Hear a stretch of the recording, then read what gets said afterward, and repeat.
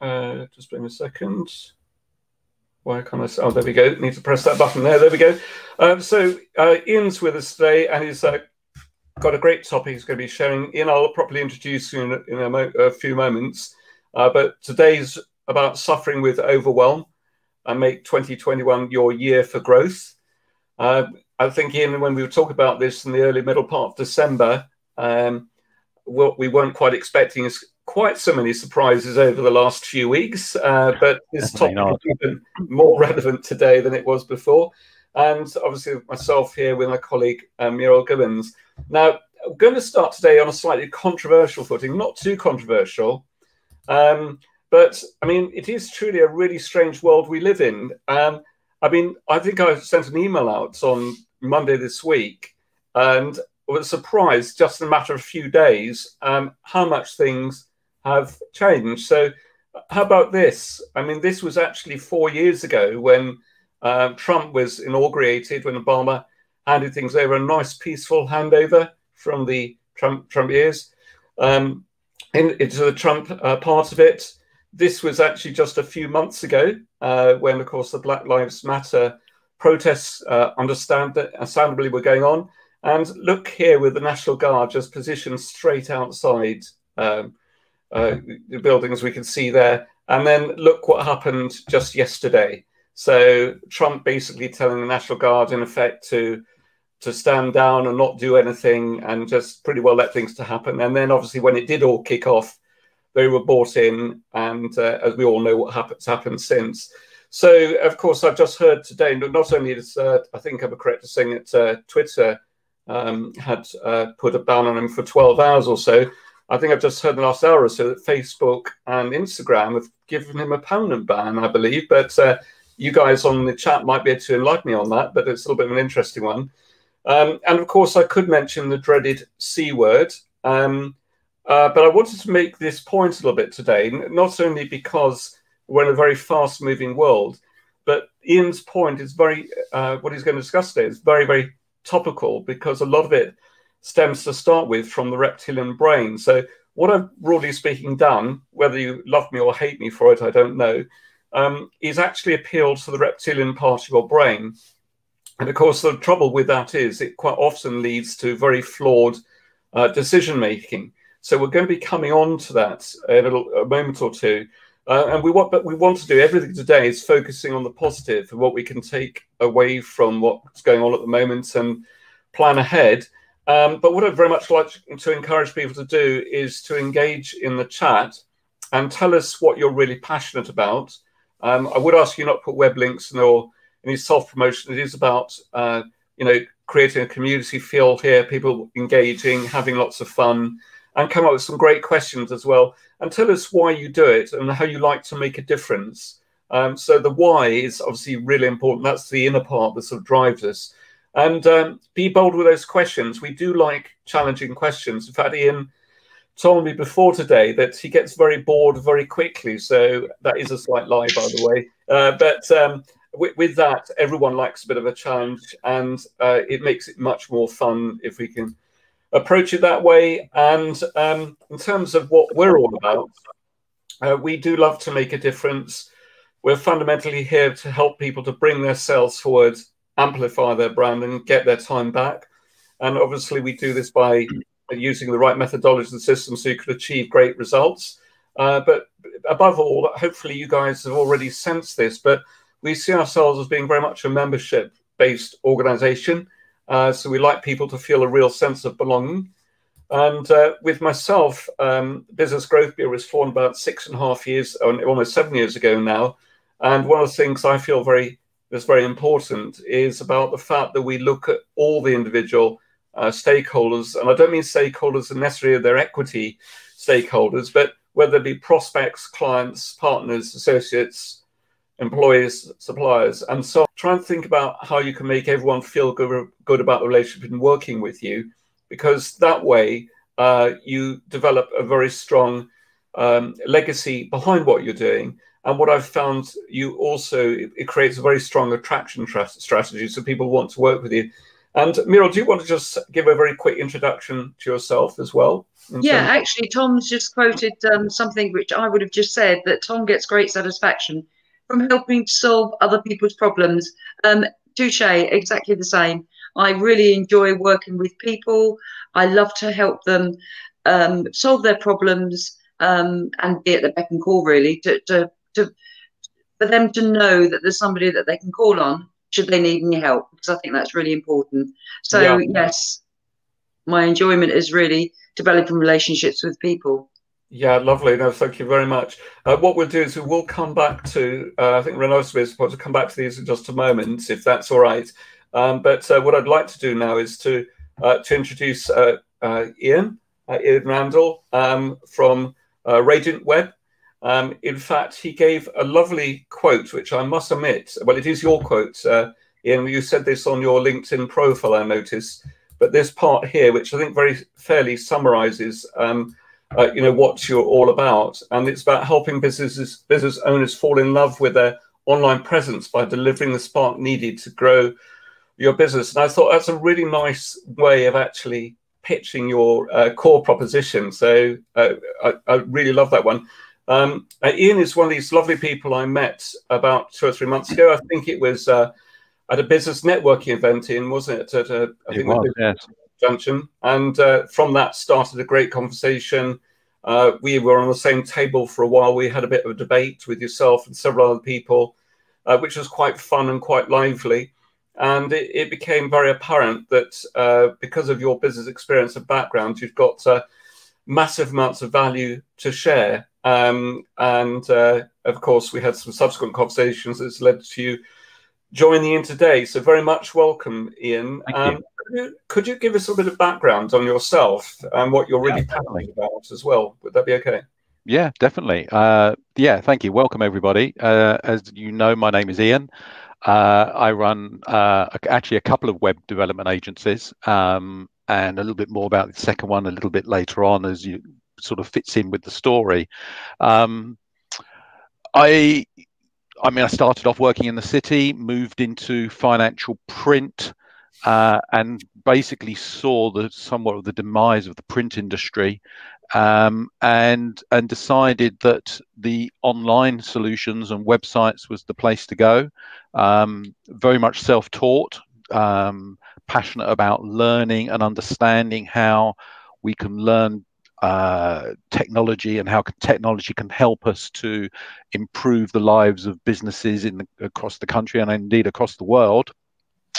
I set up Radiant Web about 17 years ago now, and it has grown and has been very successful over that period of time, adding clients and expanding the awareness of the business, up until the point where I was fortunate enough to be able to be in a position to acquire an additional business, which we're bolting and merging together during this year. So yeah, as my LinkedIn statement says, I was always told on LinkedIn you had to say something that was not necessarily controversial, but certainly memorable as the first sentence for your LinkedIn page, which is why I went with helping business owners fall in love with their online presence, because a lot of business owners, a lot of businesses look at their website and they go, really?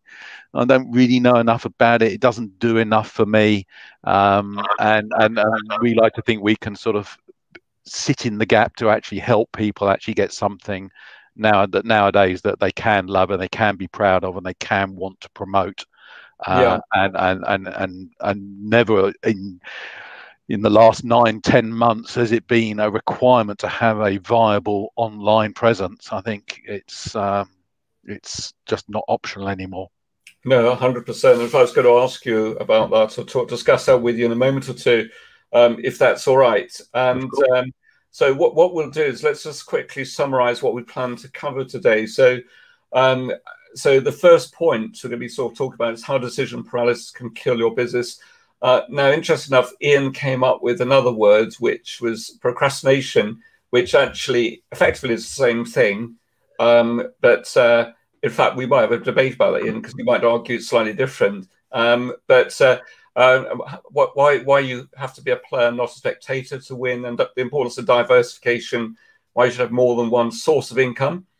And we talked about, it's a good plan to talk about New Year, New Beginnings, how to make a truly amazing extended New Year, to extend beyond the resolution, which I love that particular topic. So what we'll do now is I think we'll sort of drill down. Muriel, if you could sort of monitor the chat behind the scenes as well. And I know we haven't come to Renata and Pradeep, etc. yet, so welcome to both of you.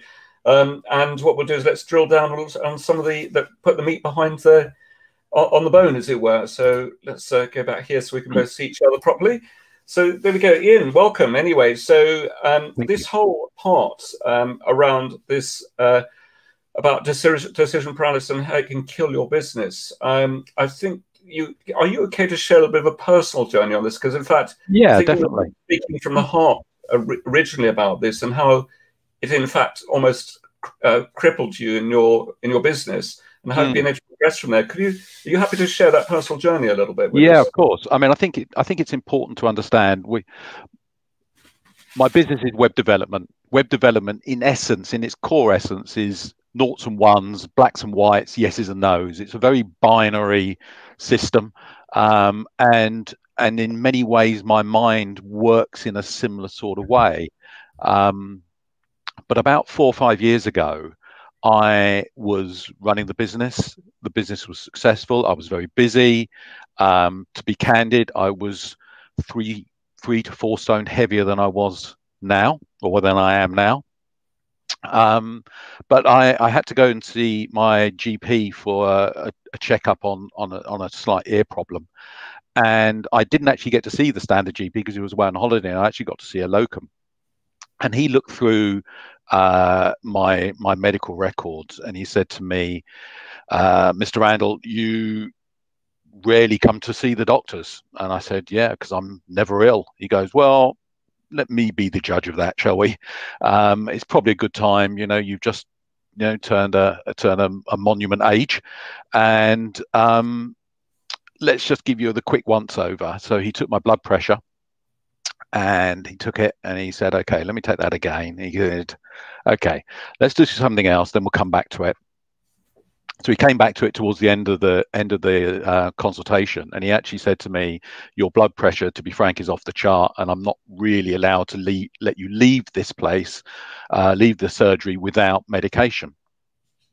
And my family on my father's side have a history of heart issues, and I said to him, look, I appreciate your concerns and thank you for bringing it all up, but is there any way we can perhaps delay the medication side, because I know I'll probably be on medication at some point, but is there anything I can do to try and resolve this situation? And he said, well, what we'll do is I'll book you in for an appointment in 4 weeks' time, but you have to have got this appointment booked before you leave, and then if it's still the same, then the medication is ordered, and that's it.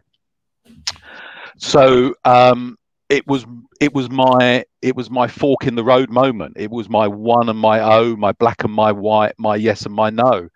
It was fight or flight, whatever the analogy you want to use.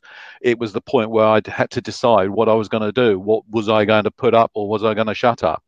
The very next day, I started to swim. I went down to the local. I'm fortunate in northwest London where I live that there's a pool within 10 minutes of my house. And up until lockdown, I was swimming every weekday morning since that time. After the 4 weeks were up, I went in and they took my blood pressure, and it was just underneath the threshold that needed medication, which I was hugely delighted about. Wow. And I've continued that on, and blood pressure is now regularly monitored, and indeed well under the levels that need any medication. But it was a real eye opener to me that I could have drifted on. I didn't feel ill. I could have drifted on in my life and carried on doing just what I was doing, but it needed a seismic change to actually make some sort of impact and to actually make things happen. And that in my personal life, and that has been something that has has struck a chord for me in my personal life, but then it very quickly evolved into my business life in making sure that, you know, no matter how successful you are, that you do have to be continually making decisions. And at the moment, to be frank, Rupert, there are enough reasons for people not to make decisions. You know, you highlighted 2 or 3 of them in the introduction, and a lot of people will use those as reasons to delay doing something, to not do something, or to put it on the back burner, or to leave it till next year, or wait until lockdown is finished. And I've heard hundreds and hundreds of them. But the truth is, you do have to do it. You do have to. It is a 0 and a 1, and it is a yes or a no. It is a black or a white, and you do just have to do it. Yeah. And you have to make the effort and focus that, you know, you know, there's going to be loads of analogies in these in this conversation we have, but you miss every shot you don't take. Yeah. And you know, you do have to make sure that you are putting in the effort to actually growing your business. I got very, very tied up with the success of my business, but it was all very much in the case of looking after my clients and getting more work in, but it was very little of it was on working on my business. And I took a year and a half ago, I took a concerted decision. I made a concerted decision that I was going to dedicate a portion of my time towards working on my business and focusing on my business. I didn't delay, I just did it. I didn't know where it was going to take me, but where it ended up taking me was the opportunity to make an acquisition of another business. And that has then led to me quadrupling the size of the operation we've got. I've now got staff in Manchester, and I've got people that work for me all over in 2 or 3 other locations within the country as well. And it's because I like to feel that I've sort of learnt from the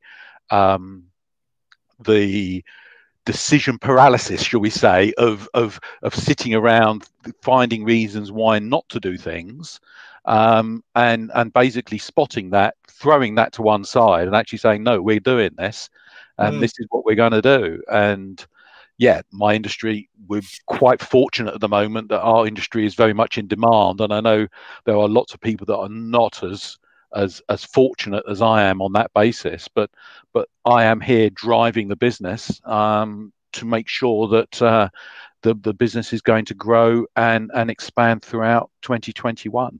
Yeah, well, no, it's interesting. Now, this is a bit of a personal question, so don't feel you have to answer it. No. Go ahead. But, it's interesting because when I was looking your details up again today, you still got some photographs of how you were 2 or 3 years ago and how you are now. But you've lost a massive amount of weight, haven't you? It's about 4 Absolutely. Yes. Yeah. If you actually look back at that, obviously some of these things you may not want to say on air, but were there certain triggers as to what you got you in that place to start with? Was it the fact you were in a very sedentary job, you weren't getting out? Yeah, I think very much it was a sedentary job. Because I focused on one aspect of the business, which was actually getting clients, which I thought was the be all and end all. Get clients, look after them, that's it, move on. I worked long hours. So I'd be up at a certain time, I'd work the hours, get the work done, then basically eat all the wrong food, go to bed, rinse and repeat sort of thing. And I learned that actually, whilst clients are important, strategizing to actually make sure your business can grow and grow in effect can stand up without you. My business can now stand up without me, and before that wasn't the case. And getting a strategy that could actually enable you to do that made a quantum change in my personal life and my business life. And it may have been at the cost of perhaps getting a few other clients as well to start off with, but that has reaped so much more rewards in the long term that it's incomparable. Yeah, and it's interesting to describe that as well, because clearly you decided to take some time out and take a helicopter view of your business, and you since acquired a new business as a consequence of that, and clearly I mean, that could be a really good strategy for growth in itself. But is there some link there as to when you were told that you really had to lose weight, and then you realizing that a mindset shift then actually put you in a position where a whole range of new opportunities came up because you then were thinking out of the box because of the very actions you'd had to put in place, like weight loss, possibly exercise, diet, all these other things? I think to be completely honest with you, Rupert, they did come along a little bit in order. There was a degree of shock about the initial thing, an instant reaction, and then you can't, if you're going to do something, you have to do it. You can't do something half baked. In my head, it's either it's all or nothing in those sort of senses. So I had to find time for exercise. I had to find time for healthy eating. I had to find time for my general well-being, as well as managing the the business that I had. And I think inevitably there was a focus. I mean, it's amazing when you take that helicopter look, you realize, I mean, this is going slightly off track, but you realize that a lot of the people you work for, there's a disproportionate reward you get from them. You know, the people you end up doing most of the work for, the ones that give you the least amount of money, and the ones that probably give you the most amount of stress and the most amount of aggro.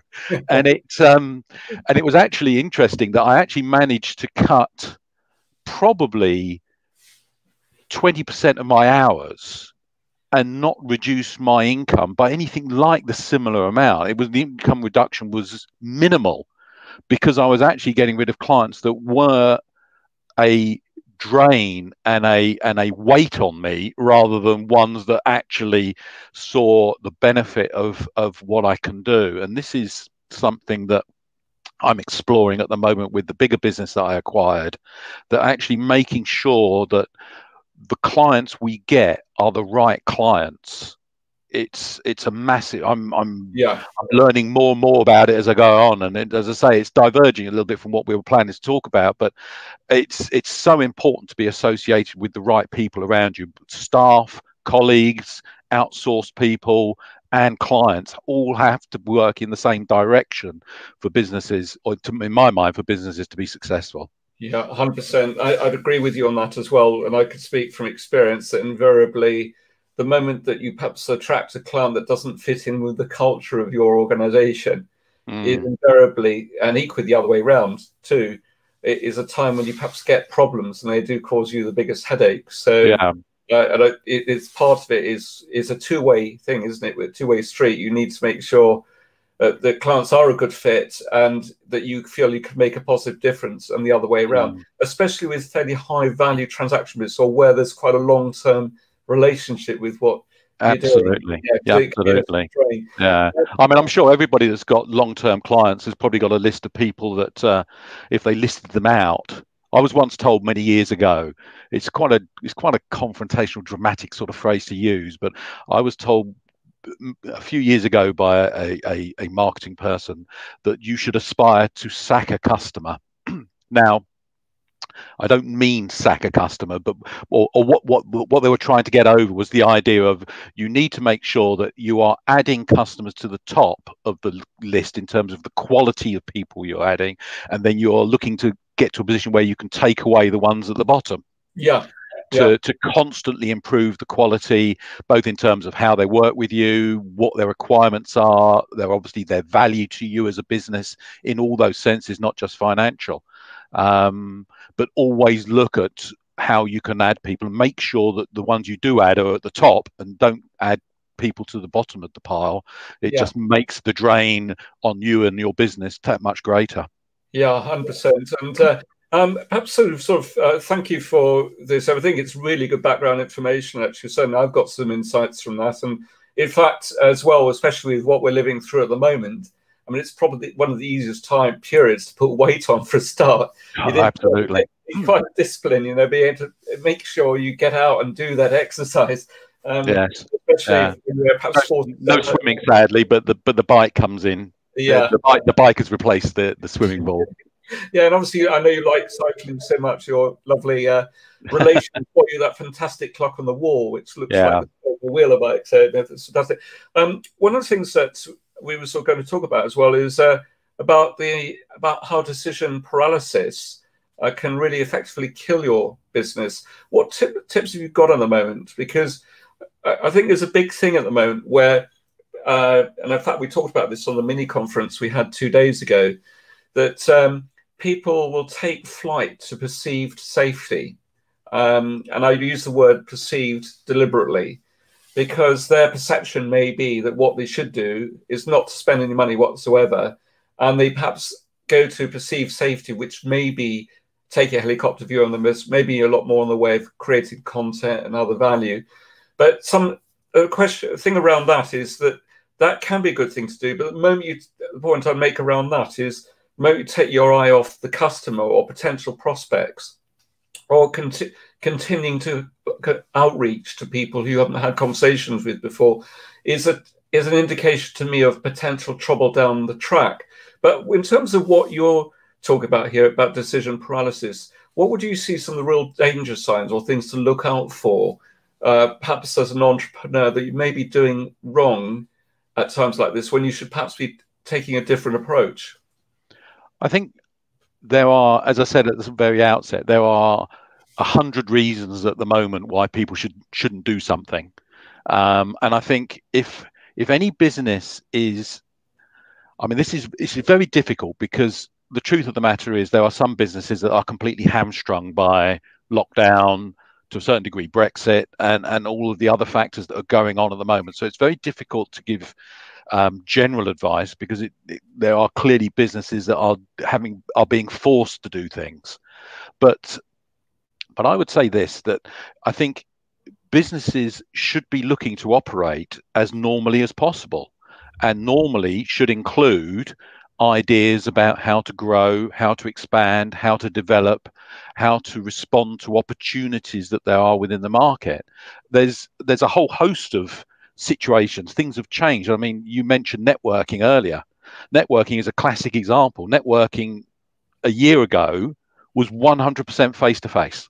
And there were a load of networking groups all set up, and they were all clamoring for your business, and there were lots of people going for breakfast, lunches, drinks after work, or whatever.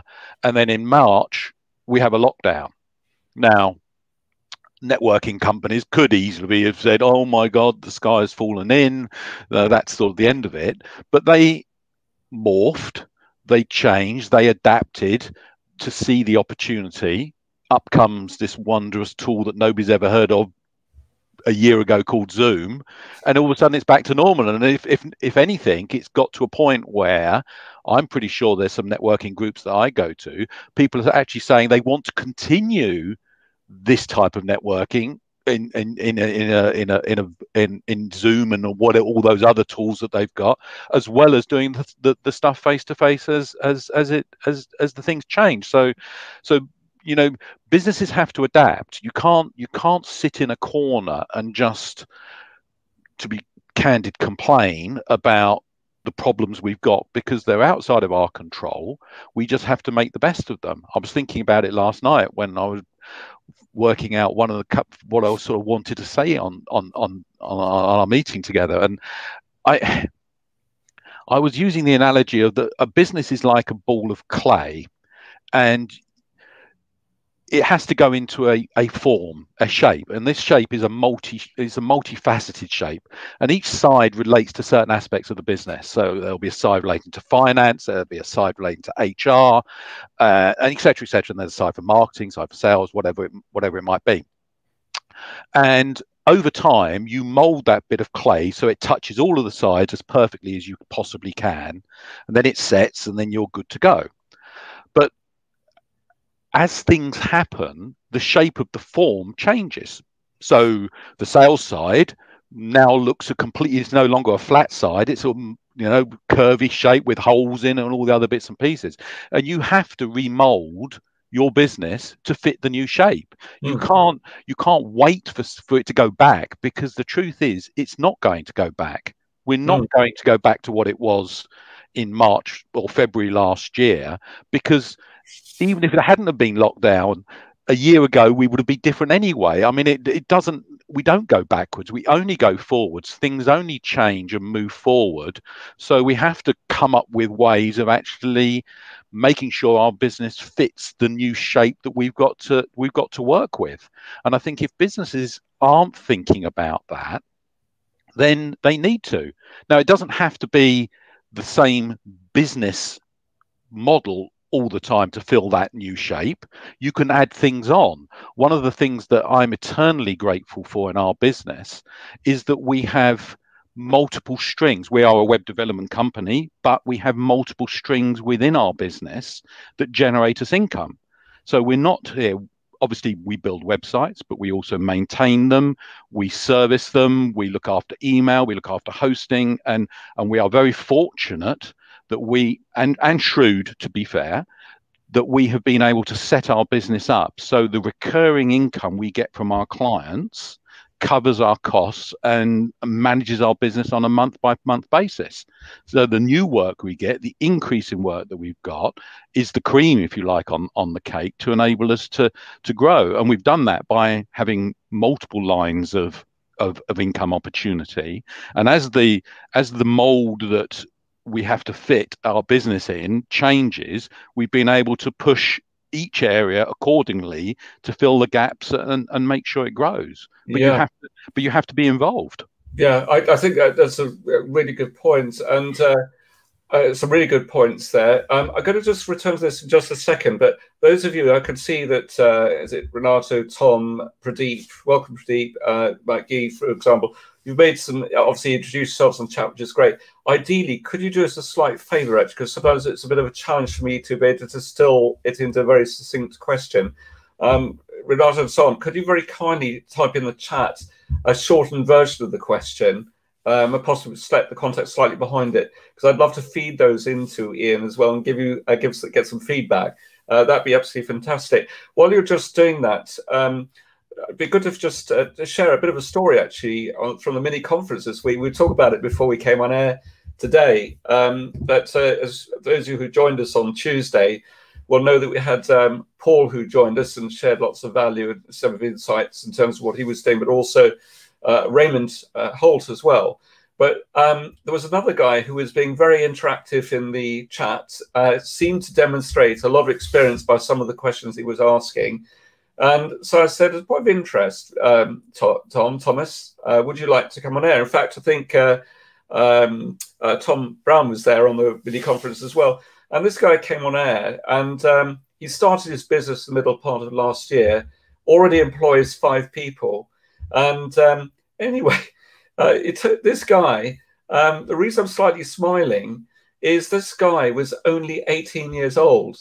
At only 18, he's that lived in the Highlands of Scotland, so hardly anyone around. And he's also had to deal with this whole area around Brexit, because part of his function as a courier is they have to be able to ship across to the European Union as well. So he had to invest about £10,000 in some software.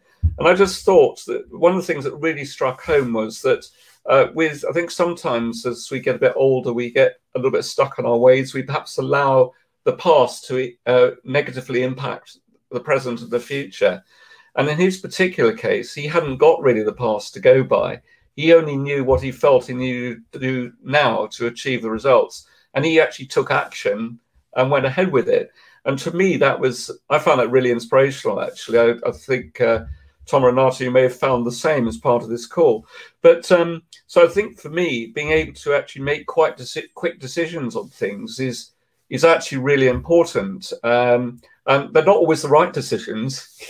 we all make a lot of mistakes. But being able to make a quick decision and move on, especially when you've got a very fast-moving world, is actually really important. But you talk about, Ian, as well, about being a player, not a spectator. Absolutely. Can you give us a bit of an intel on that, please? Yeah, I mean, it's pretty straightforward. My personal view is that you know, in life, in business, you have to be on the pitch. You have to be the player. You cannot be the person in the stands watching. That's not what it is. It's life and business is a participation sport. It's not a spectator sport. If you're sitting there watching it, then you're missing out, and there is no way you're going to be able to make the changes and do the things you need to do in your business that you will need to do to survive and move forward. So you have to be a player. You have to be contributing. You have to be trying. You have to potentially miss shots. As you just correctly said, then you don't make every decision isn't a right one, but decision making is a skill, and you learn. You perfect that skill over time. The interesting thing is people who make good decisions, generally speaking, have had a lot of practice at making decisions, and they probably started off making a lot of bad decisions to start with, but they keep going and they learn how to do it. And it is a skill, and you don't learn any skills sitting watching and spectating on business and on life. You need to make sure your ticket says you're on the pitch and you're playing. Yeah, exactly, and basically hustle, which is what this guy was doing. Yeah, I mean, you do need to make sure you've gone through. You do need to make sure you've gone through all the due diligence, but there becomes a point when due diligence is no longer due diligence. It's actual paralysis. It's procrastination. You're then now looking for a reason not to do stuff. Yes, correct. Get it all in right, but once the decision is made, just do it. No, 100%. Yeah, and I think we're almost in a perfect environment for paralysis or procrastination. Absolutely, it's a triple witching. It's everything is in place. Everybody has got a very, very, in their mind, justifiable reason to not do something. Yeah, I have to pinch myself actually regularly to do it. And Muriel, I must drive Muriel mad. Muriel is got the patience of a saint, but there are times when I drive Muriel mad because I'll set myself and her impossible goals. Is that right, Muriel? I've got the patience sometimes. So Muriel and I are sufficiently far away not to worry about it now, but she used to live just down the road from me. So I'll just pick a few points out. Renato, for example, has said, I think we probably partly answered that, but you said or asked, do we await the future and respond, or see how we can create the future our business is ready for? Now, that's an interesting one. Any thoughts around that, Ian? I mean, I would never wait. It goes against my ethos. I mean, I just envisage a thought process of waiting for the future is a never-ending statement, and I think you need to act now. You need to act now. Make the best of what you can now. Get that right, and then start planning to do other things moving forward. I think, I can't see any reason why today isn't the day to do stuff. Tomorrow is not going to be any different. Yeah, great. And Alex Reardon, Alex has been is a very strong supporter of business growth here, and thank you for your question here. But having in your days of employing sort of 5,000 people through IBM, I guess you've got a lot of value knowledge to share there. But I think you're making the point. I've run business units in the past where we've had to get a certain percentage of our business from individual customers or segments. Actually, that's a really good point as well, because I suppose if you look at your past clients you served or current clients you're serving and look at what sectors they're in, and then you encourage either your team or yourself to say, okay, well, we've already got a proven track record in that space. How can we do like that? Absolutely. Any thoughts around that you would like to add? Yeah, I mean, that is actually something I'm looking at the moment in the new business. It's really it's an interesting subject of niches and how it all works, because people actually, when you first start talking about it, people start thinking, oh my God, aren't you limiting your business by so much and everything? But I think you need to understand, or people need to understand, they make these statements through lack of knowledge of their marketplace. You know how much you can produce as a business, or how much a business can be generated from your business in a year. And then if you look at the market, even in the niche that you're talking about, which can be perceived as being tiny, and then you see the number of clients, the amount of expense that they could potentially generate for you, it's often hundreds, if not thousands of times larger than the amount of work that you can actually do. And I think you do need to make sure that you become an expert. This whole idea of being a jack of all trades tends to lead you to a point where you're dealing with clients you end up not wanting to work with in the long run. Yeah, and also diversify your efforts, so dilute your efforts rather so much. Absolutely. We're also going to drill down that just a moment. Pradeep, you've made the question is, are you proactive or reactive in your business? I suppose that's actually a great question that we should all ask ourselves, really, in business, isn't it? And it's very tempting to be reactive, but actually, I suppose it is about being really proactive in terms of. I think for me, it depends on what aspect of the business you're looking at. I mean, in driving your business, you've got to be very proactive. And looking at how you can develop and how you can grow and what you can offer people and how you can assist them and move forward. But when we're not the only people that come up with some ideas, and our clients often come up with bits and pieces, and we tend to have to be quite reactive to some of the requests that our clients have to make sure that we can address them properly and professionally to get the maximum for them. So it will depend obviously on what business and what sector you're in. But yeah, sometimes you need to be reactive, but in understanding and responding to a client's requests, you can learn and see an opportunity to perhaps expand that elsewhere for other people. So yeah, no, lovely, thank you. And Tom Brown's made a point is how many, or asking the question really, is how many businesses have bothered to diversify since the pandemic? Yeah, so that's a great one. And actually, we have. Well, that's right. And it's going to lead on to that, actually, because the next point we were going to discuss this whole thing around diversification, which ties in perfectly with this. In what you're discussing, the importance of why it's relevant to have multiple sources of income. I mean, I mentioned it a little bit earlier. I think never has there been a time where you do need to explore all options within the industry sector that you're working within.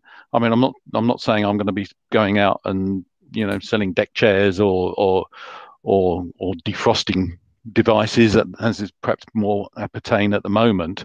But within the web development marketplace, there are significant numbers of opportunities that businesses need to look at. And from our perspective as a business, we are looking at two fundamental ones for our operations moving forward into 2021 that we feel will make a significant impact on our operations and our success and growth moving forward. So we are constantly looking for opportunities and then acting on them to do that. Yeah, no, it's interesting. And just looking at some of the what's going on in retail at the moment, also a lot of retail, especially the dinosaurs of retail, have been the ones which have really been particularly badly hit by the pandemic, aren't they? So I mean, it's been. I mean, anybody in retail at the moment, if they're still in business, I take my hat off to them, because 100%. Yeah, I can't imagine what it must have been like the last 9 months. The ups and downs, the possible finishes to the end of it, and then the reintroductions of closures and whatever has made it very difficult. But it's been. I mean, I would suggest that this has been on the cards for a number of years, and this COVID situation has just brought forward the inevitable by 3 or 4 years. I don't think Philip Green was never ready to go online, and he's just been caught first because I guess his overheads are greater. Yeah, exactly. And it's interesting. I'm glad you did slightly qualify that for me, actually, because when I made that statement, if you've been taken in isolation, it could have been misunderstood. Because I think this whole thing, because there are certain, of course, the majority of retailers perhaps have had an online presence, but haven't had the resources or financial resources available to prioritize their spend. I think it's quite interesting. I think it's quite interesting, Rupert, because I've just seen Tom mention something there. I think food retailing, I think, has been we talked about I talked about networking changing. I think food retailing has been another example where people, and they've been, to be frank, they've been forced to do it. They either come up with another idea or they close down. But I'm seeing lots of stories I'm reading lots of stories in the news, seeing lots of stories on the TV about retailers selling different types of food, or restaurants doing takeaways, or restaurants doing packages up. One of my favorite restaurants, Indian restaurants, came out with a book which they sold. They then offered a delivery service for their breakfasts that you could go and buy and they would be delivered to you, and you could cook it in your own home and things like that. And they've been innovative about coming up with a solution. They would have every right to just sit and complain and moan, but they've got a business to run. They've got salaries to pay. They've got people to look after. They've got commitments and all the other bits and pieces. And they've been forced to come up with a solution that actually works in this model. And I'm guessing they probably will continue, as I said, with networking. They'll probably continue some of these on as things move forward. We have a client that has, I think, 5 or 6 coffee shops. Obviously, coffee shops get decimated, so they start being more active selling their coffee, and they have had an amazing year. Yeah, wow, that's really... But you have to look. You cannot sit and wait. You have to actually make the effort. Love it. Now you talk a lot about new year, new beginnings, and how to make this 2021 truly amazing beyond the resolution. What are your thoughts behind that? How can people make their business amazing? How can they diversify? What strategies can they put in place around that? I think the first thing I would say on that is I would never just have a New Year's resolution. A New Year's resolution, no matter how many you have, is for the year, and you need to be making resolutions for the week, for the month. Write down what you want to do. Write down what you want to achieve. Get it clear in your own mind. Then work out how you're going to do it, and then have it on a board and leave it in front of you. And make sure that you are looking at that, and it's in the forefront of your mind every day you go to work or go back to your desk or wherever you're working from. You can't. A New Year's resolution is just tying you to a simple thing that has such a bad connotation. You need to set your business resolutions up and make sure you dedicate time to looking at them, to set them up, to review them after a month, and do the standard processes of making sure that you are achieving the goals that you're setting. Yeah, very good. And a lot of that is about just continually measuring what you're doing as well in terms of success. Absolutely. Well. And yeah. And it's interesting, of course, Alex makes the point about there's nothing special about January the 1st. You need to have these continual goals and targets to aim for. Yeah, I have one overriding resolution that I use for each year, and that is to make the year we're coming into better than the year we left. Yeah. Nice. Now, most people will probably think 2021 will be easier. They will be able to achieve that because 2020 was so disappointing and so concerning for everybody. But 2020 was successful for me, so I've got a bigger challenge to do for 2021, and I want to see that growth, and will see that growth for the years as that progresses. But it's not because I have just the general line of I want the next year to be better. It's because I've got the goals set out and know how to do it. Yeah, lovely. Ian, thank you very much. And as Tom says, the Beatles say it's just another day. Yeah, very, very true. Right, I think what we'll do is we'll do a little bit of a wrap up, and obviously we might have a quick round robin at the very end, if that's all right. So just spare me a second while I bring this in. So this is what we've been talking about, broadly speaking, over the last 45 minutes or so. Sort of moving on really from today, and I would actively encourage, obviously a number of you are coming along really regularly to these live streams, and I really appreciate that. And I think what's really exciting actually is we've got a number of people here where just by being here and asking the right questions and showing that you care, is very much building on that relationship of trust. It is about also being a lot more proactive and going in with much more of a referral mindset where you can. Now that can be in business, it can be in terms of way of help and support or collaboration, but fundamentally just doing it. We are here to help you on that journey. We recognize that running a business can be pretty lonely. And whether you're running a company of 1 or a company of 100, if you're really enjoying today, do please set a reminder in Facebook, do share the fact you've taken part in here today. And also if you're on YouTube, obviously very kindly like the page and subscribe to the channel as well, or hit that bell, as I think is another way of saying it. That'd be very grateful for that. In terms of a quick reminder, something we would talk about in the early part of December. We try to make sure we get messages out by email, but also previously by text. But the networking collaboration sessions are reverted to a monthly format, and they restart again on the 14th of January, and will always be on the second Thursday of each month. So if you set up in Google Calendar or Microsoft Outlook as being the second Thursday of each month, obviously that will change. From the date will always change each month, but it'll be consistent. So that will be run as a double session. And we've run the start time being 4 o'clock like it was before. That's GMT. That's 3:45, because a lot of people are saying actually they really enjoy the networking part before it goes more into what we class the collaboration workshops, which is based around the point.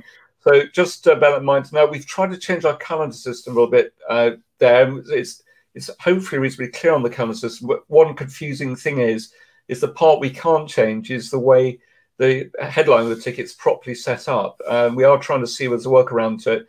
So just bear that in mind. It's a little bit confusing at the moment. We would like to clarify that. So every second Thursday is a double session. Every other week, every week of the month, we have the live streams. So they start at 5 o'clock or 5 to 5 for the pre-show.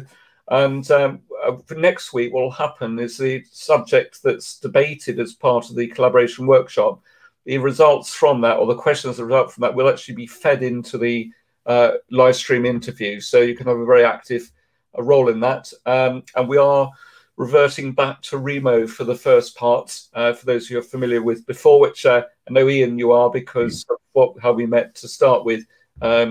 So in terms of what's going to be covered next week, we got Roger Must on again. He's known as the Castle Man. Anyone who's familiar with I'm a Celebrity, Get Out of Here, that wasn't one of his castles, actually, ironically enough, that he's responsible for. But he's got a great business model, not just in the UK, but also abroad. Now, interesting enough, his model, of course, has been hit very badly by what's going on at the moment. But he's sufficiently strong as a business and very strong in the way he sort of thinks laterally out of the box. He's actually got a very sound business, but obviously when you can't open the facilities up, then that clearly is a challenge in the current environment. But one of the things that I particularly love about Roger is that he's very much walked the talk. He openly will talk about things which have gone wrong in the past, and talks about how that can be a fantastic gift for the future. And as Ian was talking about today, it's really about being an expert in your field, think niche. And also he's going to be discussing why business growth is like a planning trip, and understand the customer journey and the insights you get from that in terms of giving what they want, and listen to the feedback, adapt and change to grow your business. So I know that would be a treat, and that'd be a really good follow-on from the next session. Now, obviously, we had a mini conference on Tuesday. We will be, because of the success of these, we're repeating these again. The next one will be on the 2nd of February. You can book for that now, and the theme will be about bring yourselves forward, amplify your brand, and get your time back. Obviously, there'll be lots of tips around using LinkedIn and other strategies for growth, being able to multi-purpose content, everything else around that. So do feel ready to reach out and engage. And the way that you do that is very simply the first on the right, that's the homepage of our website. The we talked about the mini conference already. We've now also recreated the on-demand webinar, which is just under an hour long. It's 55 minutes long. So if you can't take a time out, take half a day out for the mini conference, sign up instead for the on-demand webinar.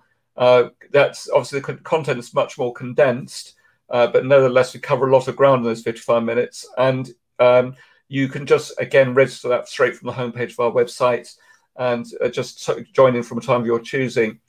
You obviously know about the free online networking collaborations we just talked about, the weekly live streams. The other thing we've just introduced, and actually before I do that, when you're booking on the calendar system for the weekly live streams or monthly networking events, when you go into the calendar, rather than choosing continue, which allows you to book the one event, if you choose recurring, that books you in for multiple weeks, which just saves you having to re-register each week for these events. So just make sure you're pre-registered. Now, the other thing is that we this month introduced the sales and marketing diagnostic. We piloted this last month, and it's already proved really successful. We've got lots of people completing as we speak. Now, if you do complete that, it takes about between 4.5 and 6 minutes to complete. Predominantly yes/no questions. But what you'll get at the end of it is it'll give you an instant score against each part of your business. But the other thing is as well, if you wanted to book in a strategy call with myself or Muriel for that matter, to go through its findings, you can book that in as part of the same process. And also, when you book that conversation in, we can also send you through a copy of the written report as well. And we can go through some of the individual results as well. So just bear that in mind. If you want to do that as part of the follow-on from this call, you can do that. The quick reminder on the domains, register part of it. Business Growth Bureau TV will actually take you to our website. The .com one does redirect, but we've actually moved to a new domain, and because we've got some new things coming along. Radiantweb.co.uk, is that correct for you, Ian? That's correct. Yeah. So Ian is a real expert in this particular space, so I'd definitely encourage you to reach out to Ian. You've got both our mobile numbers there, so do contact Ian as part of that. And also Ian's email address is as below. That's your primary email address for people to contact you through. Yes, Ian. it is. Excellent. Yeah. Okay, so the good news is we've actually done very well for time today. So I would like to just thank everyone for taking part. And now, obviously, I don't know if we've got any sort of top tips as far as today is concerned. You would like to leave everyone with Ian as far as today's concerned? I wouldn't necessarily say it's a top tip, but one thing I do, and I mean people do laugh when I say this, but I do watch this once a fortnight, maybe once a week. If you go to a well-known video streaming website and Google Shia LaBeouf, who's an actor, Just Do It, you will find a number of different versions of this, and they all basically do the same thing. But I think I'll leave you to see exactly what it all looks like. But in essence, it will remind you that life is not a spectator sport. You do have to play, and it will make sure that you focus. So watch that once a week for a couple of months, and I think that will clearly get people to their mind what they've got to do. Just repeat that name again, Ian. The actor's name is Shia LaBeouf. Shia LaBeouf, right? And Just Do It. Just do it. Nike's phrase. They got it right. Just do it. Yeah. Yeah. And if you watch the video, you'll see what I mean. It's quite a motivating little couple of minutes. Right. And I know this is not about promotion, but it's got to be on either Amazon or Netflix, I guess. So which one of those? No. I meant YouTube. Just YouTube. It's readily available on YouTube. It's only a 2 minute. It's only a 2 minute thing. But as I say, I watch it every fortnight, and it just refocuses the mind that it's not. We're not spectators. We are players, and we've got to do the job. Yeah. We've got to, as I think Alexander said, you've got to be making the news. Yeah, 100%. Muriel, thoughts from you? your words of wisdom. Sorry, I was just trying to type that in. Yeah, lots of really good information. Thank you so much, Ian. Diversifying, thinking outside the box, but the one that really means something to me, because I've always believed the same, is short-term goals. You know, why have a New Year's resolution? It means nothing. But have a goal for the week and achieve that goal, and do it next week, the same thing again, or possibly extend that. So yeah, totally agree. They're lovely, thank you. And Renata, thank you for sharing the link there. Yes, thank you. Yeah, so do click through to that. Yeah, from my point of view, I would just, again, the Nike tick is so true, isn't it, really? But follow Thomas's example earlier on from Tuesday. When Monday next week, we're going to email out a little clip, actually, it was 7 minutes from the session last week, because you know, I think fundamentally he's a living, breathing example. As long as many of course, I'd love to say we all are, but the difference is we perhaps most of us have been around the block a few times. Sometimes to have someone much younger actually be able to pull things off in that way, you know, he's a living, breathing example of how he's just come up with an idea, just done it, you know, just done it. It's obviously a fair degree of success. Of course, he might fall flat on his face in 2 or 3 years' time, but I'm sure he'll be one of these type of people who will brush himself off and continue to do very well. So a great admiration for people like that. But no, thank you very much for everyone taking part today, and also Ian for your very kind contribution. You're welcome. Thank you for having me. Yeah, no, absolutely delighted. So have a great week. We'll see you next Thursday, all being well. And thank you very much for joining us. Have a great one. Thank you. Take care. Bye-bye. Bye.